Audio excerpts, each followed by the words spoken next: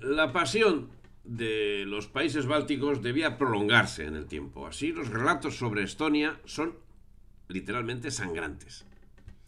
Tras la guerra y hasta la muerte de Stalin, 30.000 personas fueron arrestadas en el país, de las cuales alrededor de un tercio pereció.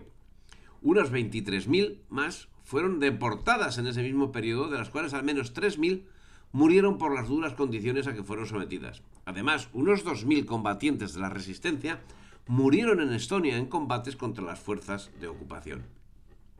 Y algo similar sucedió en Letonia y en Lituania. Los soviéticos titulaban como bandidos a los patriotas letones, o lituanos, o estones, que con el nombre de Hermanos del Bosque lucharon por su patria. Se trataba de un ejército compuesto por unos 20.000 combatientes, los de los letones, que contaban con unos 80.000 colaboradores directos.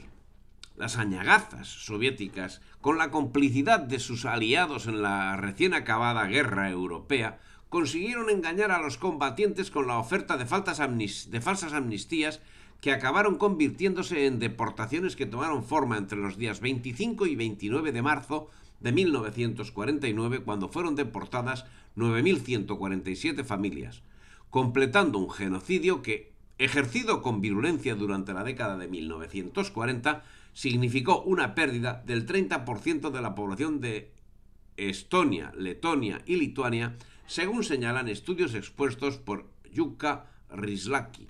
Pero no hay problema. Los comunistas junto a los capitalistas eran los vencedores de la guerra. Lógicamente, los genocidas eran los alemanes. Pero es que estamos hablando de cifras y de fechas concretas. Por ejemplo, el 13 de marzo de 1949 fue ordenada la deportación de 7.500 familias lituanas, y la operación requirió una infraestructura de envergadura, lo que hizo que fuesen puestos en su servicio 19 trenes de ganado, de los que Cynthia Caden señala que 9 fueron dirigidos al Oblast Novosibirsk, 6 a Krasnoyarsk Krai, 2 a Oblast Omsk y al Oblast Irkutsk, todos al final de Siberia. Esa operación comportó la deportación de 94.799 personas entre Estonia, Letonia y Lituania, con una media de edad joven, muy joven. El 27,9% eran menores de 20 años y el 15% eran niños menores de 10 años. Y entre ellas se estimaba que durante el primer año se produjo una mortandad del 20%. Al respecto de toda esta situación, historiadores comunistas, como es el caso de Mario Sousa, dicen que después de 1930 el sistema correccional soviético contaba con prisiones, campos y colonias de trabajo de los Gulag, zonas especiales abiertas y pago de multas. Las personas que eran arrestadas generalmente eran enviadas a las cárceles comunes, en tanto se hacían las investigaciones que podían demostrar su inocencia recuperando la libertad, o bien eran llevadas al Tribunal de Justicia. En caso de ser pasado al tribunal, el acusado podía ser declarado inocente y quedar en libertad, o en caso de que fuera declarado culpable podía ser condenado a una pena de multa de prisión o, en casos más excepcionales, a la pena de muerte. Las multas podían ser un cierto porcentaje del salario durante un cierto tiempo. Los condenados a prisión podían ser enviados a diferentes tipos de cárceles dependiendo del tipo de delito cometido. A los campos de trabajo Gulag iban los criminales por delitos graves. Entre paréntesis señala homicidios, robos, violaciones, delitos económicos, etc. Y yo remarco lo que él dice también, y dice: y una gran parte de los condenados por actividades contrarrevolucionarias. Bueno, otros delincuentes con penas superiores a 3 años podían ser también recluidos en esos campos. Después de un tiempo en un campo de trabajo, el preso podía ser trasladado a una colonia de trabajo o bien a una zona especial abierta. Los campos de trabajo eran zonas muy extensas, vamos, que estaban en libertad. Eran zonas muy extensas donde los condenados vivían y trabajaban bajo gran control. Bueno. Trabajar y no ser un peso para la sociedad era otra cosa evidente. Ninguna persona se lo pasaba sin trabajar. Puede ser que alguien hoy en día piense que eso es terrible, pero la realidad era así.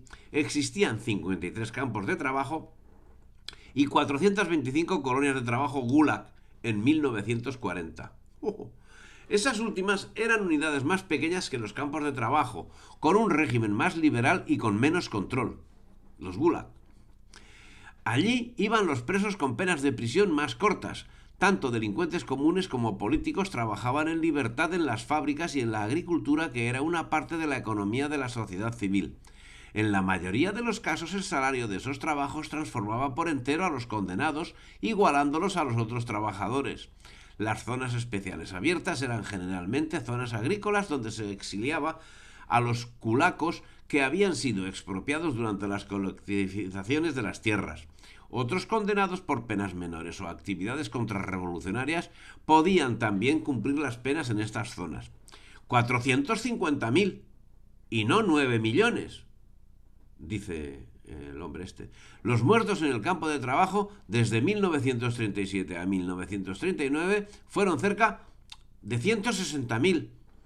En el año 1950 había en los campos de trabajo 578.000 presos por delitos políticos.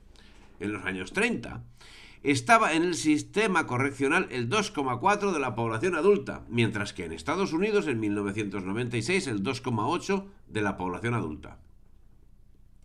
Recordemos que estos son datos facilitados por la estructura comunista, que no duda reconocer que en lo que respecta a los campos de trabajo soviéticos, es verdad que era un régimen duro y difícil para los presos, pero debemos ver cómo es hoy la situación en las cárceles de los Estados Unidos, donde existe violencia, drogas, prostitución y esclavitud sexual.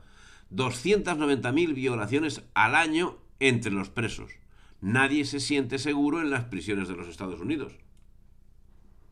Algo dice este marxista con toda la razón del mundo. ¿En qué se diferencia el sistema democrático del sistema marxista? ¿En qué? ¿Qué porcentaje de presos existe hoy en la sociedad occidental? ¿Y los suicidios? ¿Qué porcentaje de suicidios existe hoy en la sociedad del nuevo orden mundial? Cualquiera de estos asuntos, yo conmino a cualquier interesado que, lo referido a España, entre en el Instituto Nacional de Estadística y compare suicidios de hoy con suicidios de cuando vivía Franco. Población reclusa de hoy con cuando vivía Franco. Y algún interesado, algún inteligente me dirá, sí, pero es que ahora hay más gente.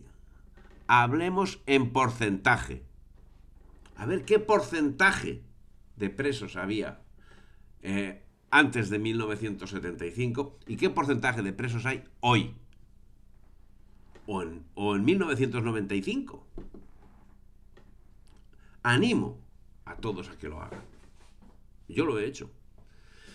Según estadísticas facilitadas por el propio Mario Sousa, los casos de muerte en los campos varían mucho de año a año. En esa información facilita datos que acaban no diciendo nada por falta de información. Así, dice que los casos de muerte en los campos de concentración fueron del 5,2% en 1934. Y aquí los porcentajes juegan en contra de lo que he dicho yo antes. Porque antes hablaba de números relativos en cuanto a presos y tal. Aquí, al decirlo en números relativos, lo que está haciendo es ocultar información. Porque no nos dice qué población había. Solamente nos dice que en los campos de concentración fueron el 5,2% en 1934. ¿Pero 5,2% de qué? Y del 0,3% en 1953. E insisto, pero en ningún caso indica cuál era el 100% de los prisioneros. Con lo que podemos entender la información como totalmente sesgada, encargada de ocultar la verdad. O sea, dentro de la política, de la actuación lógica y natural ordenada por el marxismo y ordenada por el liberalismo, ordenada por su madre, en la Ilustración, por la madre de los dos. En esa manifiesta voluntad de ocultar la verdad, sigue Mario Sousa utilizando el argumentario que sobre el uso de la mentira ya había sido expuesto por Lenin. Así, no duda en trocear la información y facilitar aquella que resulta más ventajosa para sus intereses, y utilizando una información que bien puede ser sesgada y contraria a los intereses de la URSS apoyarse para blanquear lo que de todo punto es imblanqueable. Si te ha gustado el vídeo, dale me gusta, difunde y suscríbete al canal.